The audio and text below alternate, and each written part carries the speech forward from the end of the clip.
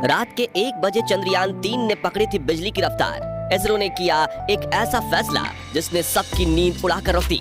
चंद्रयान की एक और बड़ी सक्सेस पर झूम उठा पूरा भारत। दोस्तों, हमारा चंद्रयान-3 इस समय बिजली की रफ्तार से चांद पर फतह हासिल करने के लिए आगे बढ़ रहा है और अभी तक इसके सफर में जितने भी पड़ाव या जितनी भी मुश्किलें आई हैं, उन सभी का इसने डटकर सामना किया है। अभी हाल ही में इसरो के वैज्ञानिकों ने एक ऐसा कारनामा किया है जिसने सबको हैरान कर दिया है। दरअसल चांद पर पहुंचने के सफर में चंद्रयान ने एक बहुत बड़े पड़ाव को पार किया है। तो इसरो ने आखिर ऐसा क्या किया कि पूरे भारत में हर तरफ खुशी की लहर है? वो कौन सा बड़ा पड़ाव है जो चंद्रयान ने अभी पार किया है, जिसमें जरा से भी गलती से चंद्रयान चंद्रमा को छोड़कर वापस पृथ्वी की ओर आ सकता था? यही सब आज हम इस वीडियो में आपको बताने वाले हैं, इसलिए वीडियो को अंत तक जरूर देखिएगा। दोस्तों, 14 जुलाई 2023 के दिन जब से चंद्रयान लॉन्च हुआ है, तब से ही यानी पिछले करीब 18 दिनों से पृथ्वी के चक्कर काट रहा था और फिर आया 1 अगस्त 2023 का वो दिन जब हमारे चंद्रयान को एक बड़े पड़ाव से गुजरना था। रात के करीब 1 बजे का समय था और इसरो के बेस के अंदर कोई भी वैज्ञानिक सोया नहीं था।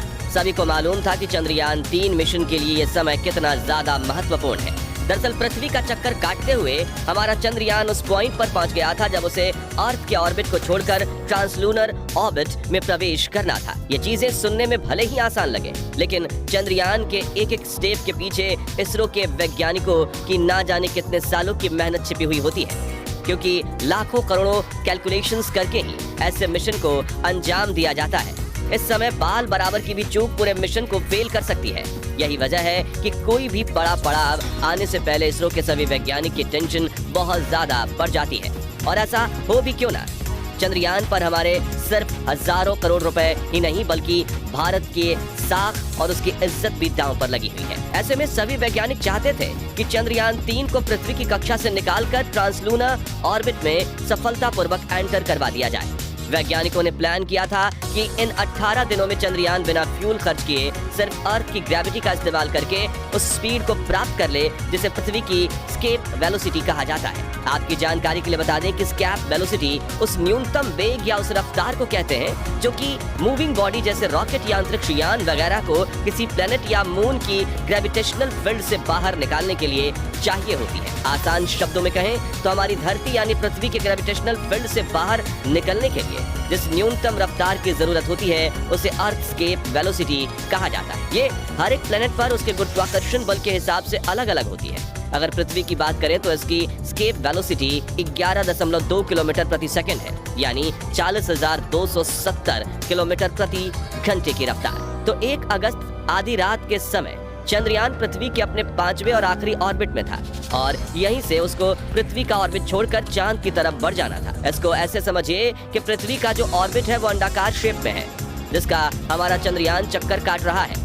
इस ऑर्बिट का पृथ्वी की सतह से सबसे दूर वाला पॉइंट करीब 1,27,000 किलोमीटर दूर है, जिसे अपोजी कहा जाता है। वहीं ऑर्बिट का सबसे करीब वाला पॉइंट 236 किलोमीटर है, जिसे पेरिजी कहा जाता है। तो इसरो वैज्ञानिकों का काम ये था कि जब चंद्रयान अपना 5वां ऑर्बिट पूरा करके इसके पेरिजी पॉइंट पर पहुंचे तो तभी उन्हें एक बटन दबाकर या कहें कि कमांड देकर चंद्रयान की रफ्तार को एक बूस्ट और एक पुश देना था। वैज्ञानिकों को धरती से ही ये सटीक कैलकुलेट करना था कि बटन दबाने का एग्जैक्ट टाइम क्या होना चाहिए, यानी बटन कब दबाना है, कितनी देर के लिए दबाना है और चंद्रयान के इंजन को कितनी मात्रा में अपना फ्यूल बर्न करना है। इन तीनों चीजों का 100% एक्यूरेट होना बहुत जरूरी था, क्योंकि तभी चंद्रयान अर्थ की एस्केप वेलोसिटी जितनी रफ्तार पकड़ पाता। ये इतना नाजुक मामला था कि इसमें एक पल की जल्दी या देरी पूरे के पूरे मिशन को बर्बाद कर सकती थी। असल में जब हमारा चंद्रयान पृथ्वी के 5वें ऑर्बिट में था तो इसकी रफ्तार 1 किलोमीटर प्रति सेकंड से 10 किलोमीटर प्रति सेकंड के बीच थी, यानी जब ये पृथ्वी से सबसे दूर वाले पॉइंट यानी कि अपोजी पर होता तो इसकी गति कम हो जाती थी और जब ये पेरिजी पर होता तो इसकी गति सबसे ज्यादा तेज होती थी। आप में से काफी लोग जानते होंगे कि ऐसा पृथ्वी की ग्रेविटी की वजह से होता है। तो जब चंद्रयान पृथ्वी के 5वें ऑर्बिट में पेरिजी पॉइंट पर आया तब उसकी रफ्तार 10 किलोमीटर प्रति सेकंड थी, यानी वैज्ञानिकों को इसे बस इतना बूस्ट देना था कि इसकी स्पीड बढ़कर 11.2 किलोमीटर प्रति सेकंड से थोड़ी सी ज्यादा हो जाए। कुल मिलाकर मामला बहुत ज्यादा नाजुक था, लेकिन आपको जानकर बेहद खुशी होगी कि हमारे इसरो के वैज्ञानिकों ने अपनी सभी कैलकुलेशंस को सही साबित करते हुए इस काम को सफलतापूर्वक अंजाम दे दिया है। इसरो की तरफ से यह खुशखबरी ट्वीट करके हमारे साथ साझा की गई है। इस ट्वीट में इसरो ने लिखा है कि सक्सेसफुल पेरेगी फायरिंग करते हुए चंद्रयान को पृथ्वी की कक्षा से निकालकर ट्रांसलूनर ऑर्बिट में एंटर करवा दिया गया है।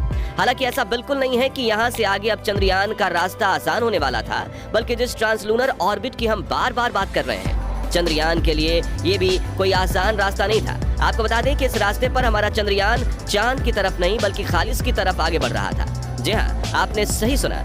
इस समय हमारा चंद्रयान जिस दिशा में आगे बढ़ रहा था वह चांद है ही नहीं, उसके सामने खाली स्पेस के अलावा और कुछ नहीं था। अब ऐसा क्यों किया जा रहा था, चलिए इस बारे में आपको समझाते हैं। असल में दोस्तों, हमारा चांद एक जगह रुका हुआ नहीं है, बल्कि वो लगातार हमारी पृथ्वी के चक्कर काट रहा है। ऐसे में चंद्रयान को चांद के पीछे पीछे गोल नहीं घुमाया जा सकता, बल्कि वो एक सीधी दिशा में पहले से तय की गई रफ्तार से इस उम्मीद से आगे बढ़ रहा था कि एक पॉइंट पर जाकर उसकी मुलाकात चांद से होगी। और वो पॉइंट कहाँ पर है, ये भी इसरो के वैज्ञानिक बहुत अच्छे से जानते हैं।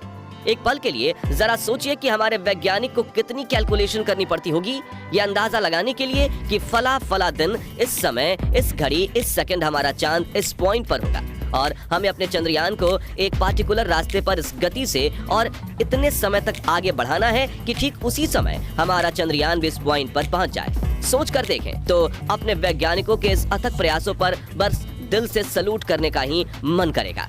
तो दोस्तों, चंद्रयान इस समय पृथ्वी को छोड़कर चांद की लूनर ऑर्बिट को सफलतापूर्वक पार करके लूनर ऑर्बिट यानी कि चांद की कक्षा में प्रवेश कर जाएगा।